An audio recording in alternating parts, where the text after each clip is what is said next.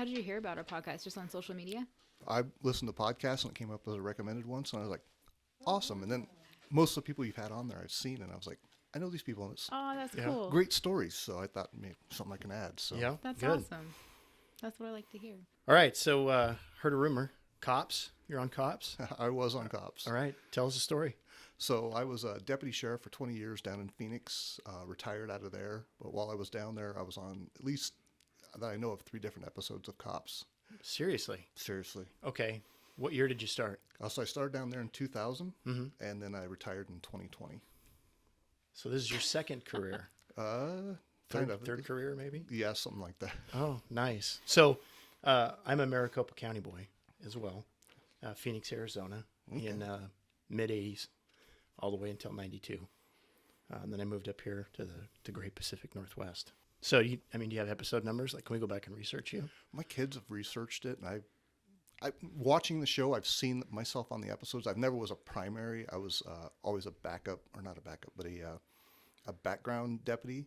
And then after I got promoted to sergeant, they had ridden with my squad, and I was up there. They do the old, "Hey, Sarge, this is what happened." So I did that a couple of times. Oh, really? Oh, okay. Any sweet car chases in the episodes? No. No? Oh. No, nothing exciting. Okay. Or nothing you can talk about. Oh, it's all on. Let's read between It's all the on lines. TV. So Yeah, reading between the lines. Welcome back to GI and a Cup of Joe. Once again, I'm here with Annie T. Just a regular girl, and I'm here with Justin C. Just a regular guy. In this podcast, we'd like to take off the rank and get right down to just being a regular person who made a random decision to wear a uniform in the Idaho Army National Guard. All of us come from very different backgrounds, but we do have one common goal: to better our future. Not just to better our future for ourselves, but for our families and the ones we love. We encourage you to listen to each story and see how regular people with average grades, average attitudes, and common fears about their future find their strength and their ability to be resilient and to be able to accomplish extraordinary things. Welcome to Season 2.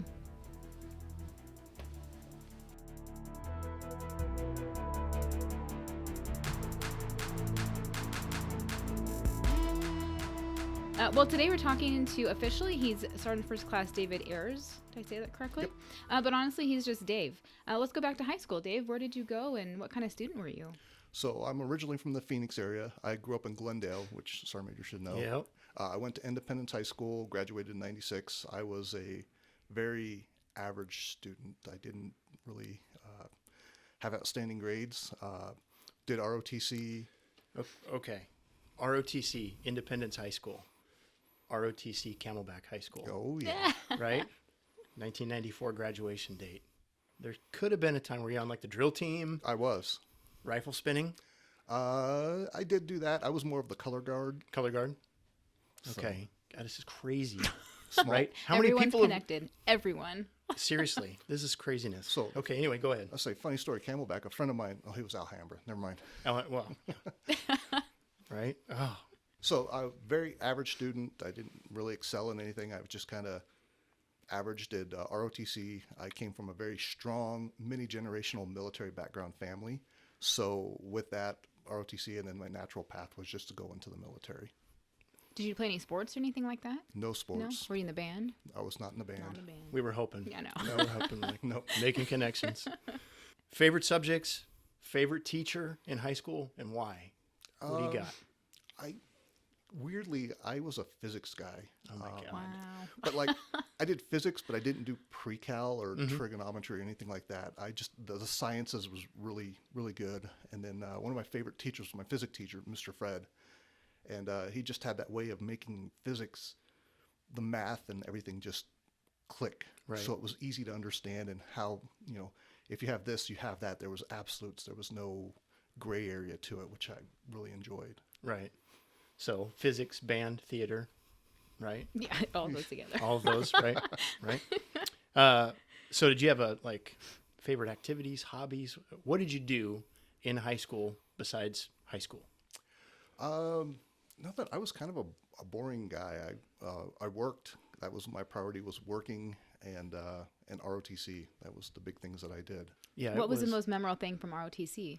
Very early on, I got involved in color guard, and then that was just the thing that I did. And doing the football games, being out there doing the colors for the football games was always probably the highlight of what I did. I really enjoyed that, presenting the colors, that patriotism Sure. with it. Did you guys at high school have a rifle range? Did you have a rifle team? We had the rifle team underneath the football bleachers. Yep. So we had a rifle range right next to the ROTC building on the school campus. Oh, wow. So we had a rifle team as well. It's just ROTC, like, I don't know how it was for you, but I imagine it was very similar. It was all encompassing. Oh, yes. Like after school, every day, that's where you went, and there was something to do. And especially if you got like promoted into a cadet leadership position, you were there till 6, 7 o'clock at night. No kidding. Oh yeah. Huh. Every morning, every night, that was your life. Yep. It was, and it was. I mean, got into minimal trouble, right, in high school, but it probably kept me out of jail being in ROTC. Wow. So, Okay. yeah. Okay. So thinking back to your senior year, what kind of path did you have set for yourself at 17, 18 years old? So, like I said, I came from a strong military family. Both my parents, generational, traced back at least to the Civil War, if not beyond, just generations of military. So I knew I was going to go in the military. My father's side of the family was very predominantly Navy. So I went and talked to the Navy recruiter, and he's like, "Hey, you're too tall for the Navy. Their bunks are 6 foot. I'm 6'6". He's like, "You just don't want to do it." And then the Army recruiter happened to be next door. So I went and I talked to him, and he's like, "Oh yeah, we'll get you hooked up." And so I enlisted between my junior and senior year on the delayed entry program. Oh, cool. In my senior year, I was just waiting to ship out. So What was your MOS? 11 Bravo. 11 Bravo. I was hoping you weren't going to say something like 19 kilo, and I'd be like, yeah, how did the 6'6" play into that? Right? Amazing Army recruiters. Well, and the funny part about the 6'6" is I went in on an airborne contract to go infantry, and then my recruiter told me, "Hey, when you finish airborne school, there'll be Ranger guys out there. Just say, hey, you want to go to Ranger school?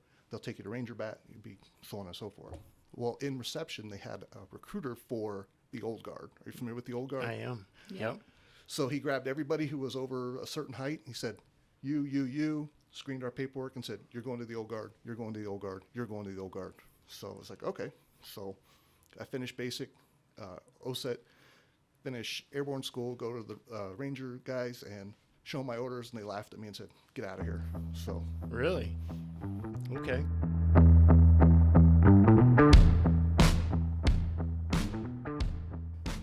Old Guard. Yeah, explain that real quick. Well, we actually have somebody that also did the Old Guard stuff too. Sergeant First Class Austin Salazar. That's right. He's on Right. my list of people. Yep.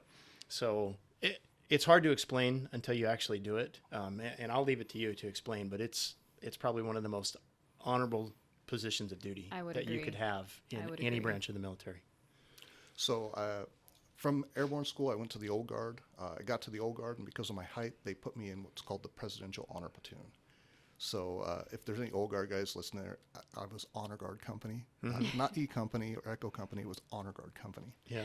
So we did all the full honors arrivals at the Pentagon and the White House. Not really much in funeral duties like some of the other companies. So we were the ones that were on C-SPAN opening the doors for the president. Summer day, holding the umbrella behind the president in case it rained. Right. So that's what my career was. How long did you do it? I was there for 4 years. Yeah. Were you glad to leave, or were you sad to leave, or It was- just ready for a change? It was time to move on. I decided at that point that the military, while I enjoyed it, it was time to move on to a civilian career. Okay. Did you meet some cool dignitaries in that time? I did. bet. I was there during Clinton's era. Okay. Yeah. So there's certain people that you can probably associate that I had met and associated with, and Yeah. Nice. Wow.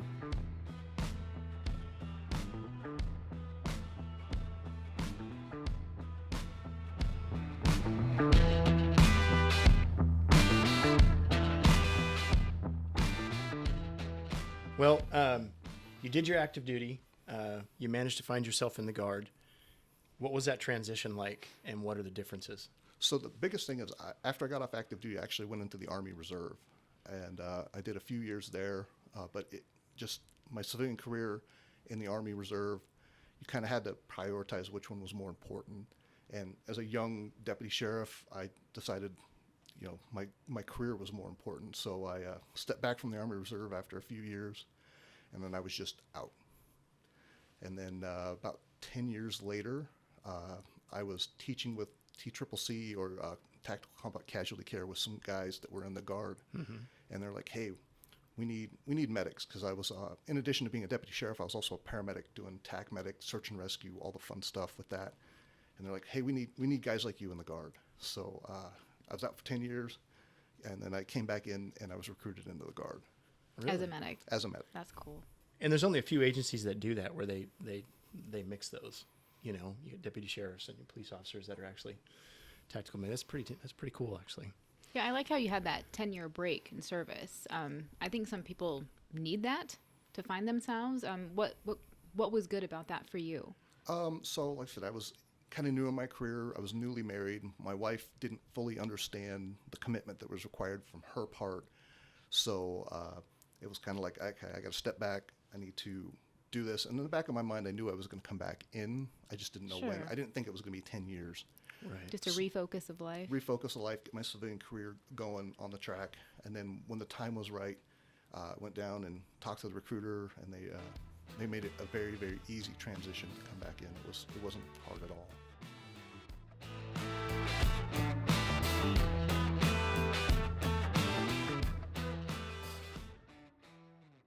IST process, Arizona to Idaho. Like, how do you make a decision to retire in Arizona, and then now you're here? You have family up here? No family up here. My wife and I are both natives of Phoenix, and Phoenix just was getting bigger and bigger and bigger, and she had decided that she wanted to go someplace that was not big, that had 4 seasons. There you go. So we started looking around for all over the western U.S., and we just ended up in Idaho Falls, and just fell in love with it. Yeah, it is beautiful. I'll give you that. So let's look at it. What has been your greatest accomplishment to date in your eyes? So deployed to Afghanistan in 2019, and I was selected to be a unit movement officer, UMO, and that was probably the most thankless, greatest job I've ever done that I would never do again. I was a UMO as well, so I feel your pain. So and just to put it in how it works is a UMO is responsible for movement of people, movement of equipment, movement of everything that goes. And I was the NCOIC for the entire task force. So I was coordinating multiple time zones, multiple states, multiple trips everywhere to get everything done. All the hazmat? All the hazmat, shipping aircraft over, shipping connexes over. Oh. Certifying containers. Certifying Dear containers. God. Managing PAX manifests or passenger manifests for people flying. It was a big job. It was a big job, and it was never ending. The entire deployment, you're planning the backwards going back, and it was. I lost a lot of sleep, but it was probably the best job I've ever done. Did that make your deployment fly? It was hard because I was a platoon sergeant, and then I was a site NCOIC, so I had platoon sergeant duties. I had site NCOIC duties, plus coordinating everything coming back. We're 12 hours ahead, so you're working all night while people back here are working during the day.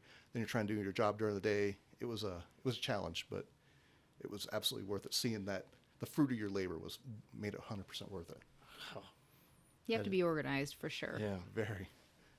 it is crazy. One of the funny things too was other units, I don't know if this happened with you, but for me, other units that were deployed with us that weren't associated to Idaho, they would find out that I was hazmat certified, and they would ask me to go help them to certify their stuff so they can get out of country, because they didn't have a unit movement officer. So they just, hey, you're an E4, you can do it. Yeah, Just here you go. Other additional duty is assigned, right? Yeah. Yep, I was certifying everybody else's stuff just to get them out. But it had to be done, so Had to be done. it's a thankless job. Yes. If you could give advice to high school students who are stressed about their future, what would that advice be? So think about where you want to end up in life. Not necessarily the job, but where you want to end up, and think about what the Guard has to offer. I came in a little late into the Guard, but the benefits, the healthcare, the TRICARE, the GI Bill. I don't use my GI Bill, my kids do, but my daughter, her whole first year of college, completely paid for. She didn't have to pay a single dime. So same thing for a high school student. If you're thinking about going to college, 1 weekend a month, 2 weeks a year, just to have that first year paid for with the GI Bill, with the tuition assistance, I think it's 100% worth it. And then if not, college isn't your thing, look at the trades that they offer, because, the Guard offers fantastic trades that transition straight over. I'm a medic. I work on the civilian side as a medic. And a lot of the things that I learned through the military medicine transition directly over to what I do on the civilian side for the paramedic. And I have to give all the credit to the Guard for every ounce of training that I've got that put me where I'm at. You're a paramedic now in Idaho Falls? So I live in Idaho Falls. I actually work in western Wyoming. Oh, okay. So is that like the fire schedule where you're on a certain schedule and then off? Yep. So I work 2 days on, 4 days off. Wow. I drive an hour to work, and it's an easy schedule. Great job. I very much enjoy it. That does sound like a great job.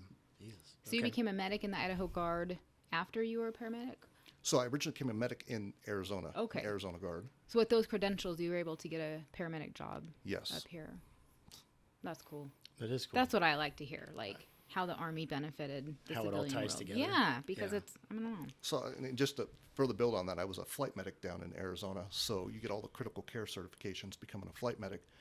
And now I do ground critical care transfers. So it's, again, everything that for my civilian job directly came from the military. So I've got numerous certs that are from the military, not even from the civilian side, that just help me pursue that civilian career, build that civilian career, and make me way more marketable than anybody else. Just gave you a platinum resume. Platinum resume. All from the Guard, whether it was Arizona or Idaho, it'd be the same either side. So we come to the section of the podcast where we have to ask you probably the most important question that you're going to answer today, right? And is Sasquatch real? Of course he's real. Of course he's real. Nice. Of course he's real. Yep. Okay. I've got this, Sasquatch sticker on my cup, so yeah, he's 100% real. Okay. Have you ever had any encounters? I've never had any encounters, but there's enough people that have seen him that have had their encounters. They've had their encounters. There's not 100 of them walking around, but he's out there. There's a couple of good encounters up in your area, just outside of IF and in the Tetons that our headquarters for Sergeant Rash has details on.